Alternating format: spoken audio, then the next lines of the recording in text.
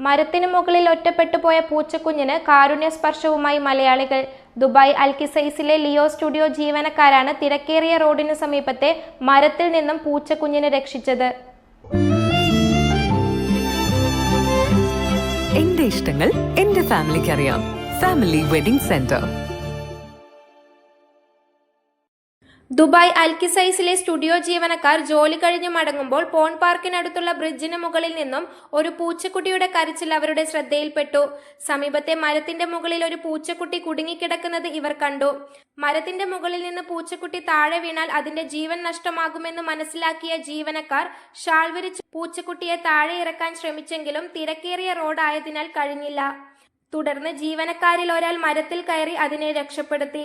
പൂച്ചക്കുഞ്ഞിന് വിശപ്പുണ്ടെന്ന് മനസ്സിലാക്കിയതിനെ തുടർന്ന് സമീപത്തെ ഹോട്ടലിൽ നിന്ന് ചിക്കനും വെള്ളവും വാങ്ങി ചെറിയ പീസുകളായി നൽകി. സ്റ്റുഡിയോയിലേക്ക് കൊണ്ടുപോകാൻ സാഹചര്യമില്ലാത്തതിനാൽ ഹോട്ടലിനടുത്ത് ഭക്ഷണ ലഭ്യത ഉറപ്പുള്ള സ്ഥലത്ത് പൂച്ചക്കുട്ടിയെ നിർത്തി അവർ മടങ്ങി.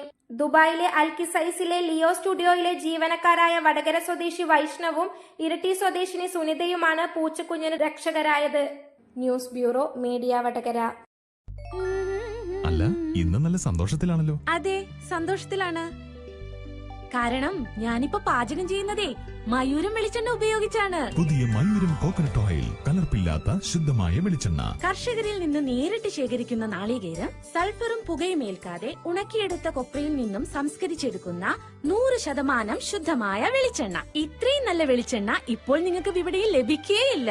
മയൂരം വെളിച്ചെണ്ണ, ഒരു ഏറെമല സർവീസ് സഹകരണ ബാങ്ക് സംരംഭം.